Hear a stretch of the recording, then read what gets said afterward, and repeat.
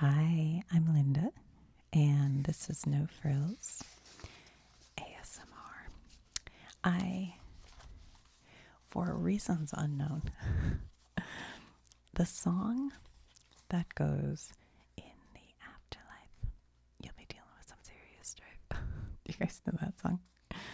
Anyway, it's a song, I think it's called Afterlife, and it is by the Squirrel Nut Zippers.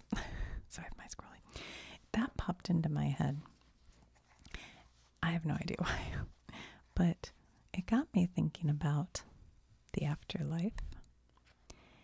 I mean, it didn't really get me thinking about that, but I had a sudden aha moment where I said, oh, we should do a video about what different faiths believe about the afterlife. Right? So interesting. So in preparation, I went back and I actually re-watched the video that I made about the different Christian churches, the Catholics and then the Protestants. And I also watched the one about why I left the Mormons and the Jehovah's Witness and Seventh-day Adventists and stuff off of that list. And you know what? They're pretty good videos. I thought it was pretty interesting, actually. I was like, I don't remember any of this. No, I did a little bit. But I thought today it could be really interesting to go through and look at what different faiths' beliefs are about what happens when you die. And this will go outside of Christian because they're kind of similar. But I don't have everything here. Of course, there's so many in the world. Who knows? But I tried to pick out some, some. All right. So I think it's kind of, okay, let's just start. So the first one we'll talk about. Oh, that was sloppy. That's an A, my friends. Is Catholic. So Catholics' belief is that immediately after death, the soul leaves the body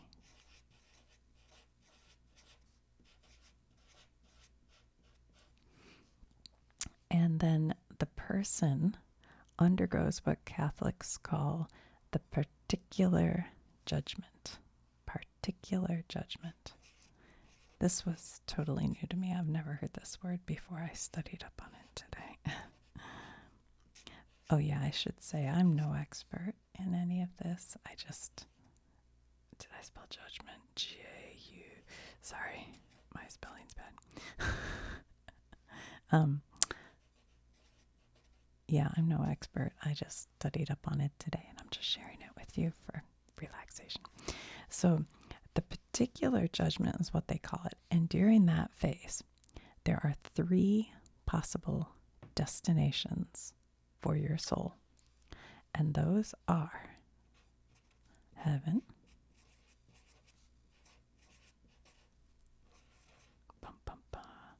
hell, or purgatory. Now,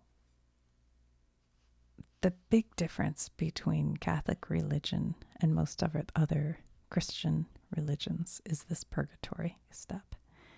That is a Catholic thing. I think it might be purely Catholic. I'm not sure that there is any other Christian religion that talks about purgatory. And I think what a lot of us get wrong, myself included, is that purgatory isn't like a place of decision. It's not like you're in purgatory while there's a decision made on which way you go. Purgatory is people or souls, who are destined for heaven. They just may need more purification before entering God's presence. So during the time that they're in purgatory, people can pray for them to go to heaven. I read one priest, I think, who said that purgatory could be looked at as physical therapy, like a way to get your act together, get strong enough before going to heaven. I did not phrase that properly, but you get what I'm saying. So it's like you are destined for heaven. It is not a place of judgment. It's a place of purification. So when you're in purgatory, you're not in any kind of despair because you know you're destined for heaven. And I wondered, like, how long could you be in purgatory? And the answer that I found to that in most places was, it doesn't matter, because time, whether it's 3 minutes, 3 days, or 3 million years, time isn't a thing when you're in this state of afterlife. Time has no relevance anymore. So that's interesting. I was like, okay. But so yeah, eventually everyone in purgatory will go to heaven. And then they also have, Catholics have a thing about the end of time. There is like an end of time where all bodies are resurrected and the final judgment occurs, and then heaven and hell will continue into eternity or eternally. So most souls are judged immediately. Some go directly to heaven or hell, but many will pass through purgatory before going to heaven. But then at the end of time, all bodies are resurrected. Don't ask me really what that means. I don't know. Okay, so if in the comments you're Catholic and you're like, oh, I know exactly what the bodies being resurrected is all about. But what I read is end of time, bodies are resurrected, final judgment occurs, and then heaven and hell will continue eternally. So the one thing that's always kind of been in my mind, is the idea that babies need to be baptized while they're babies very quickly. Because if they die before baptism, they will go to purgatory or be in limbo, is what they used to call it. But I don't know if they call it that anymore. But I guess now more Catholic doctrine says it's at God's mercy. These babies will be at God's mercy. They have not had time to sin, so they will be at God's mercy. But now that I know purgatory isn't,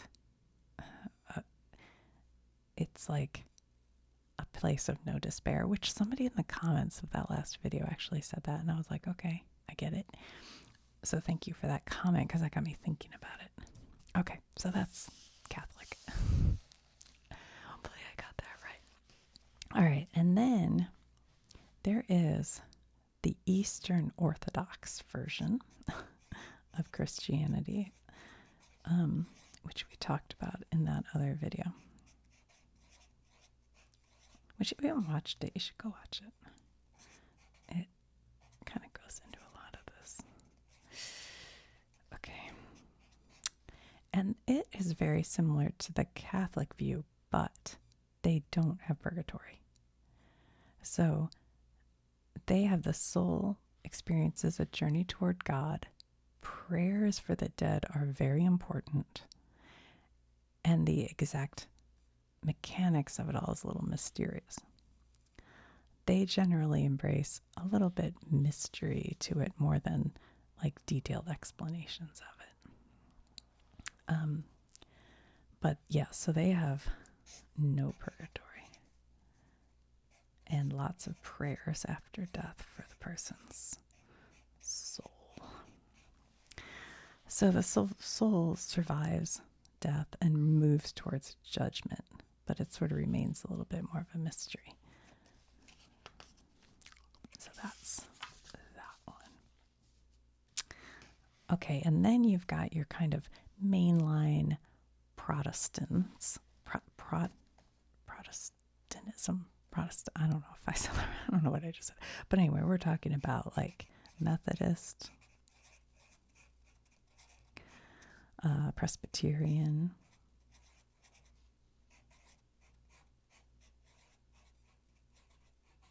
can I fit it? Yep. Lutheran, Episcopalian,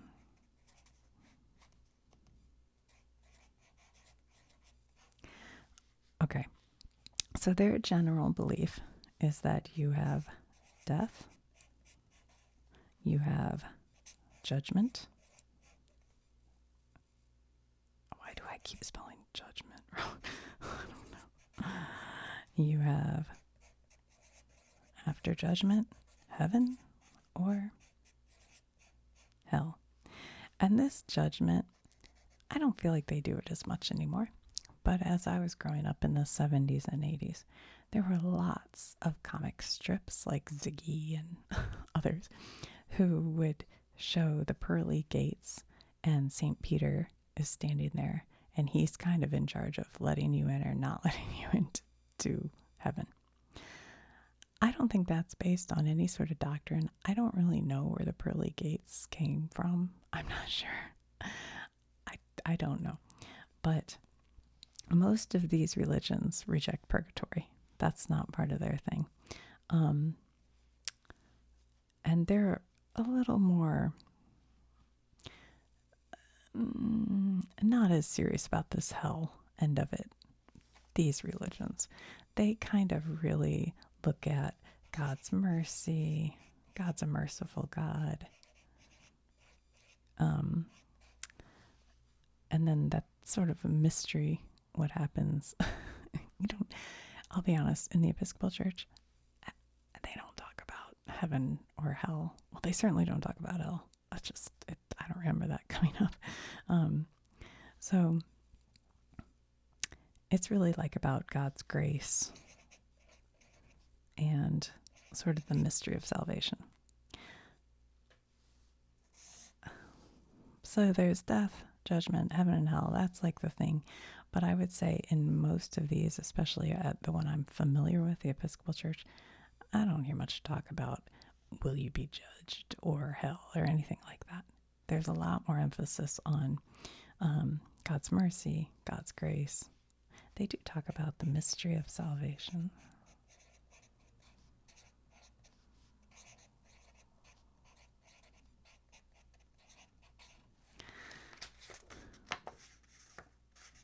Now, the other part of Christianity that we talked about is the evangelicals.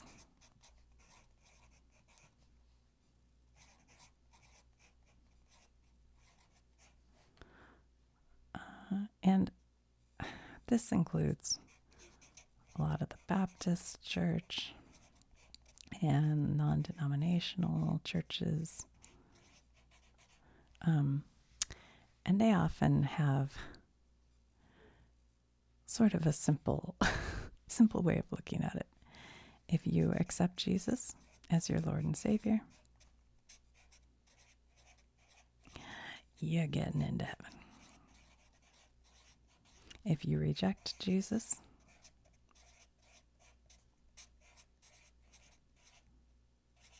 you're going to hell. So their main thing is, did you place your faith in Jesus? Were your sins forgiven through Christ? You get to go to heaven. So, I won't say that because I don't know enough about it. I was going to talk about the born again thing, but I'm not clear on that. But it's basically, you can kind of, this is going to sound terrible. I'm sorry to say this, but my understanding is you can kind of do whatever as long as you then say, I need my sins forgiven through Christ and I accept Jesus Christ into my life and as my Savior. And then you'll get to go to heaven. But if you reject Jesus, then you go to hell. I think that's right. So faith in Jesus is what determines whether you spend your eternity in heaven or in hell. That sounded harsh. I mean, there's also teachings of like being good and decent, I'm sure.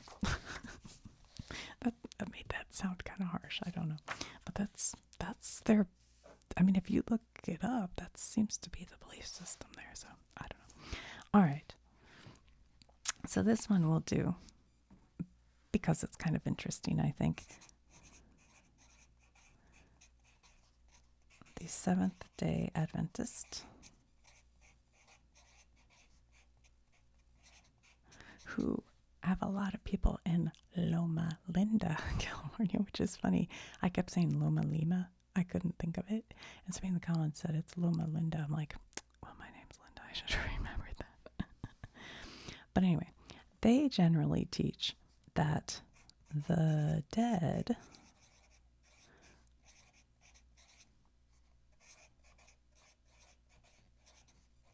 are unconscious and there's no awareness after death.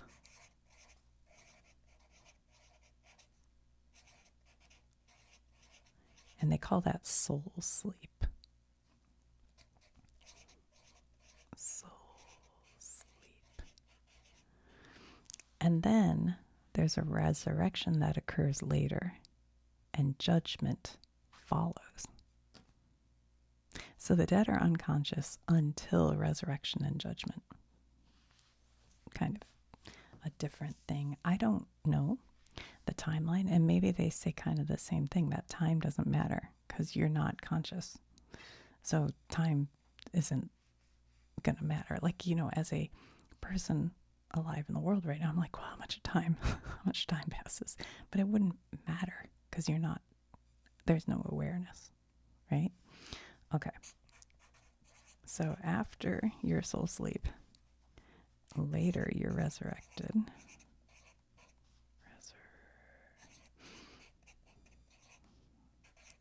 Later. And then judgment.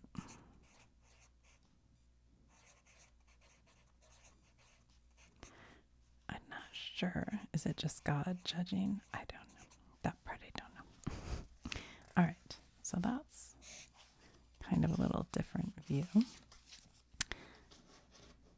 And then another kind of distinct view is the Jehovah's Witness. Jehovah's Witness. All right, so okay, let me think how to say this. Okay, so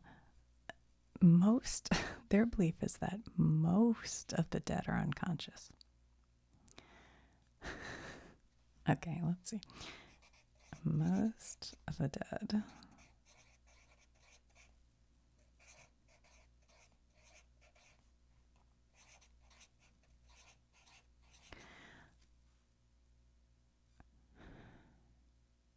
okay, but many of them will be resurrected onto a more perfect earth.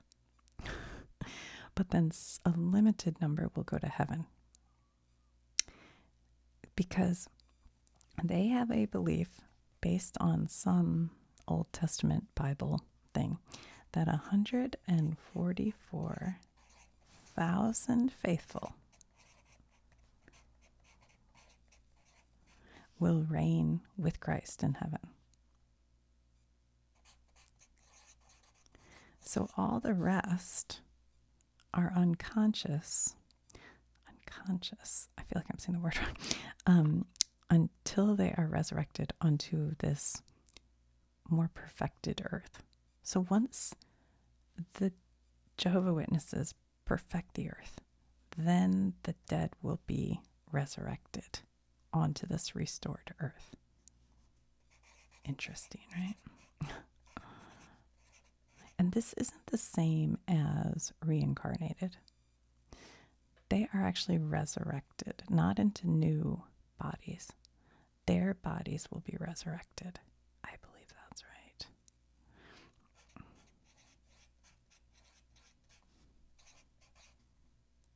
On a more perfect earth. And then limited, very limited, go to heaven. Number 2, heaven. Okay, so that's interesting, right? Okay, all right. So now let's look at Judaism. Okay. Oh no, bad spelling. Sorry. Okay, Judaism, right? Judaism. I think so. So Judaism, which is the Jewish religion, is way less focused on afterlife than Christianity.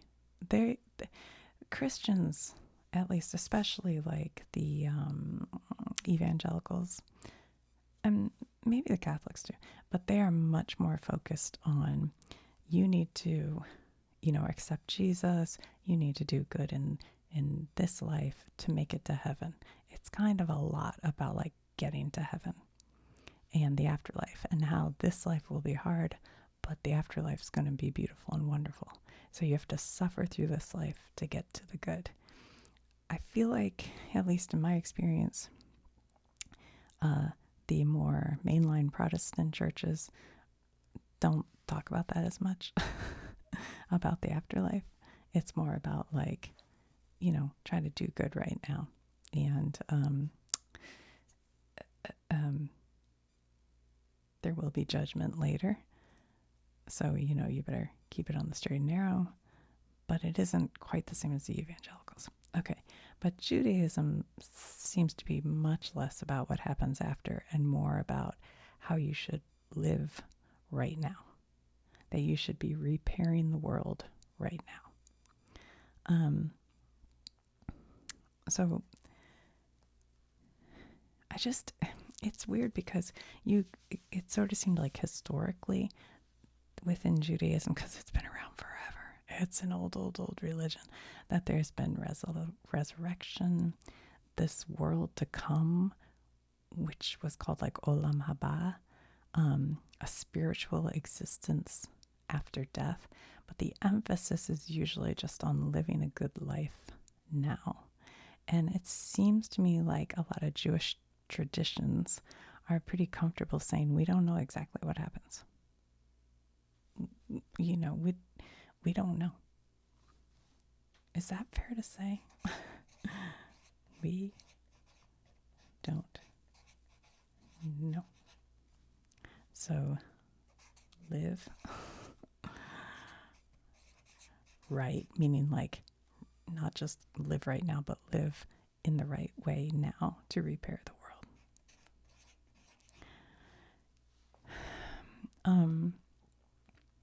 Now, after burial in the Jewish religion, they will often sit Shiva. I think that's what they call it, sit Shiva, for 7 days.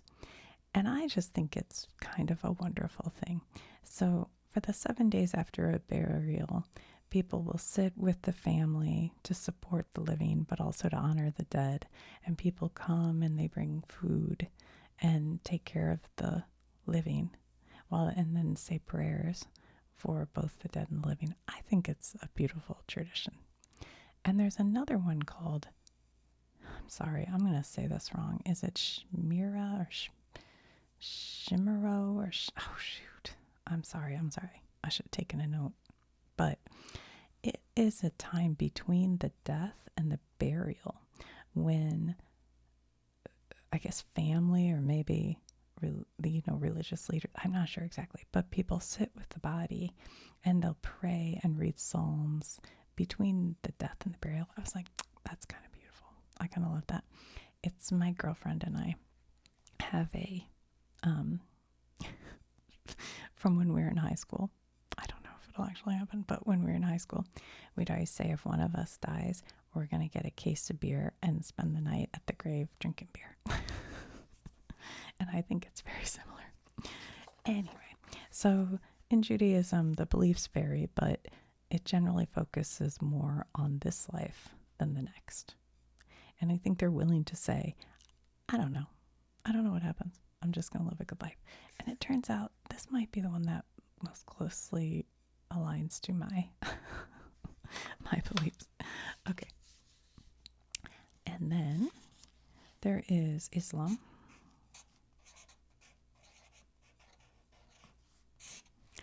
And from what I could see, death is followed by questioning in the grave, judgment by God, and then heaven or hell. And heaven is described in really vivid details in many Islamic texts. So heaven's, a big thing. But the judgment is based on faith,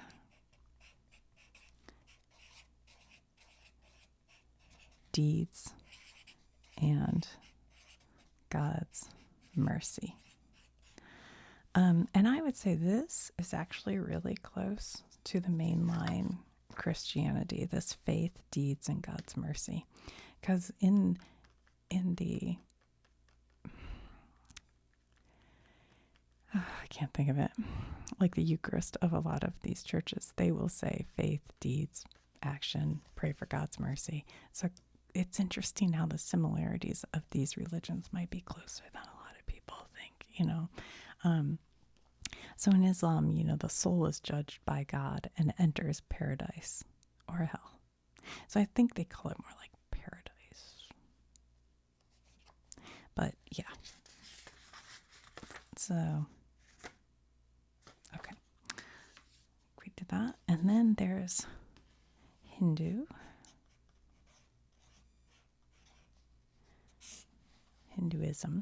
So this is kind of different, very different from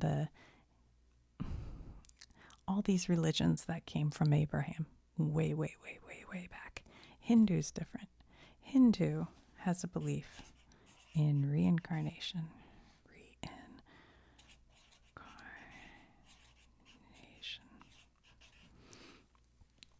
And so instead of one life, you have a birth, you have a death, you have a rebirth, and repeat. And that cycle is called samsara. Samsara is the cycle of birth, death, rebirth, repeat. So your actions create karma in Hindu, which influences your future lives. So the ultimate goal is liberation from this cycle. So the soul is reborn repeatedly until it achieves liberation. And you're just trying to get karma, do as many acts to get better karma. I think I'm probably not saying that quite right, but so you have this enduring soul, and the soul just keeps being reborn, and then liberation will end the rebirth. And you'll be united with the ultimate reality, which they call Brahman. Now, there was a time in my life when I studied Hinduism and Buddhism a little bit because I found it interesting. And there is like a metaphor kind of thing where they talk about a drop in the ocean. So once you get to this liberation and you're not reborn again, and if you don't believe in heaven, then what happens to your soul? Is the question that a lot of us Christians would say, well, then what happens, And they're like, well, it would be like a drop in an ocean. So you put that drop in the ocean, it doesn't cease to exist, but it becomes part of this law, it becomes part of this ocean. So while you're doing this birth, death, rebirth, repeat, birth, death, you're the drop, you're the drop, you're the drop. And you're using karma. You're doing things to make each rebirth better. And then you become part of the ocean once you hit liberation. I think that's right. I think that might be. So after, as I was saying, I also studied Buddhism a bit, which I always think is awesome. I like Buddhism. So Buddhism also teaches rebirth, but it's a little different from Hinduism because Buddhists generally don't view the soul as permanent. Like, this is a hard thing to... but the Hindus have a belief in an enduring soul, that your soul will go on and on, as Celine Dion says. Enduring soul. Okay, Buddhist instead say from life. Okay, so your consciousness will continue.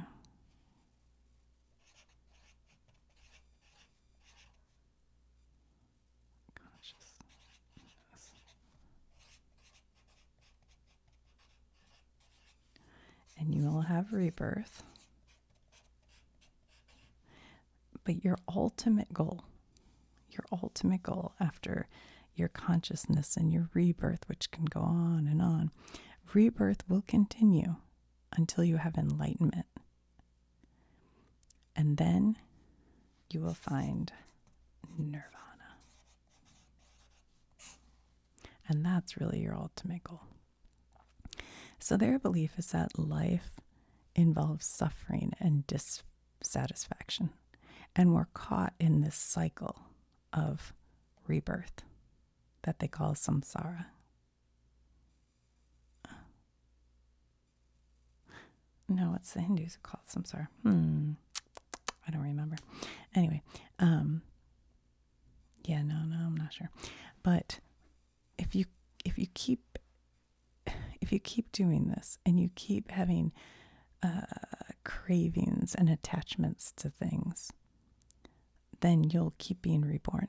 But once you can give up all of those attachments and you have enlightenment, and usually that's sort of achieved through like meditations and then once you get to enlightenment, you can get nirvana. You can realize nirvana.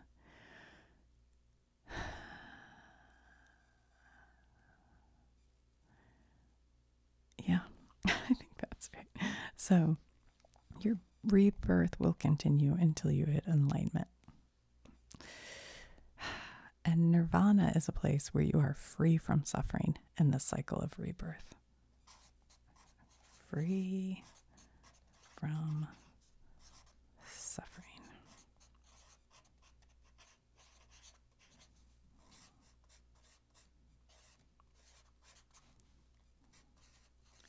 And they don't really believe like the Hindus do in this enduring soul. I think once you get to this point, then you're just in nirvana. And your soul, that's it. It's not heaven, it's nirvana. I don't know. I'm going to have to go back and study it more. Look, I can't tell you everything about every religion. It's too hard, but I'm trying.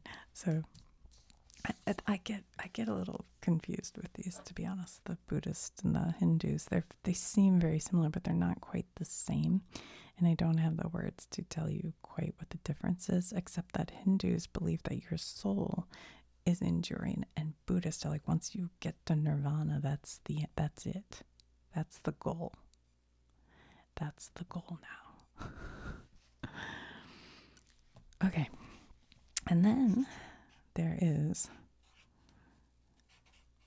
Sikhism, Sikh, and they combine some different elements. So they believe in reincarnation,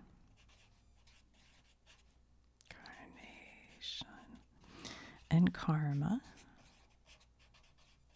and a union with God. So their goal is to escape the cycle of rebirth and become one with God. So they believe that the soul will be reborn until it achieves a union with God. Now, you guys know that I'm a bit of a skeptic and a science person. And so, I was like, well, what does modern science really have to say about it all?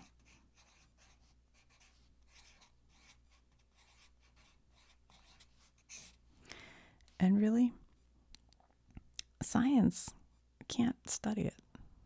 They the soul isn't a scientific thing to study. They can tell you what happens to your body when you die. They can tell you what happens to your brain when you die.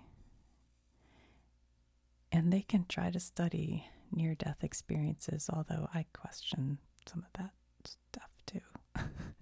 Because, your brain, anyway, whatever, that's a whole different subject.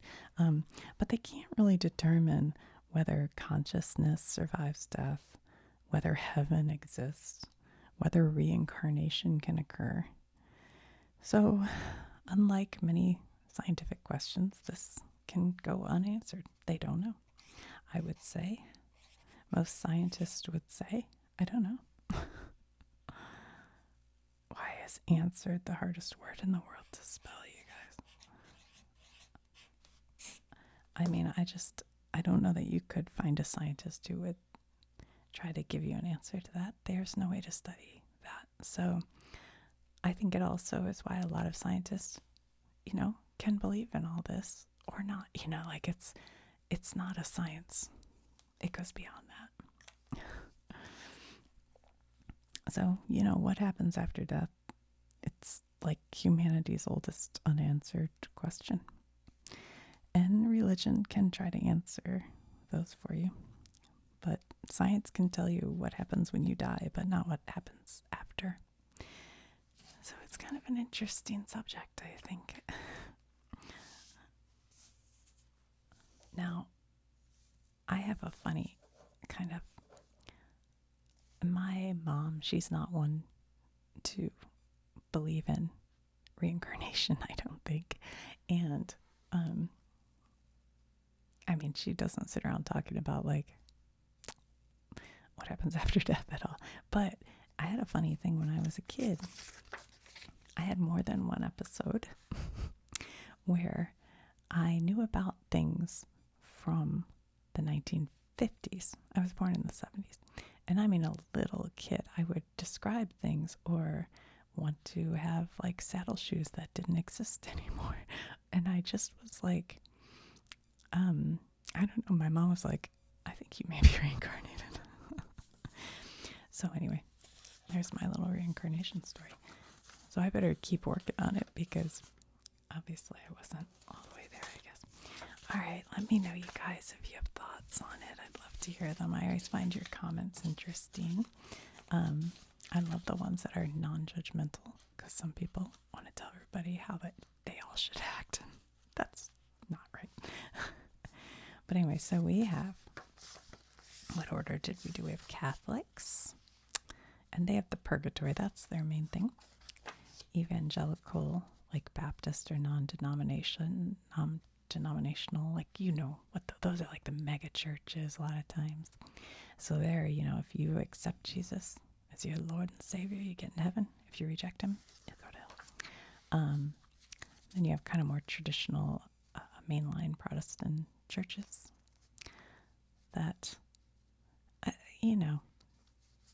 kind of based on, because these churches, if you watch that other video, kind of came out of the Catholic Church. So they do have the judgment in heaven and hell. But I don't know about all of these, but they don't talk a whole lot about that. It's more about God's mercy, asking for God's grace and mercy. And there's a mystery to it all. Eastern Orthodox has heaven and hell, but no purgatory. Hinduism has an enduring soul with reincarnation, but that you can reach liberation. I said this, but I think it does go with Hindu. I've kind of gotten a little... Anyway, and then there's Buddhism, which says that your consciousness will continue and you'll have rebirth. But after probably many lifetimes of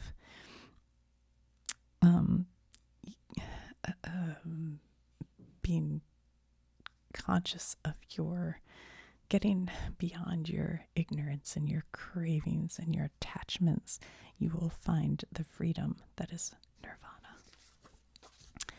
The 7-day Adventist, I know I'm saying that wrong. The dead are unconscious. So they believe the dead are unconscious until resurrection and judgment. Sikhism. They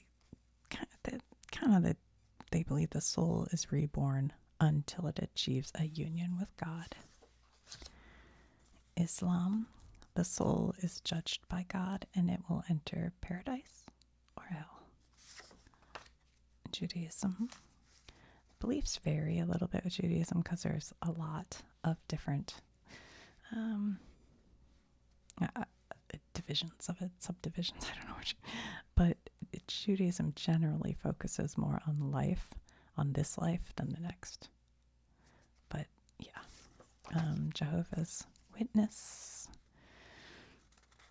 they believe that most people are resurrected to life on earth rather than going to heaven, and that only 144,000 faithful will reign with Christ in heaven.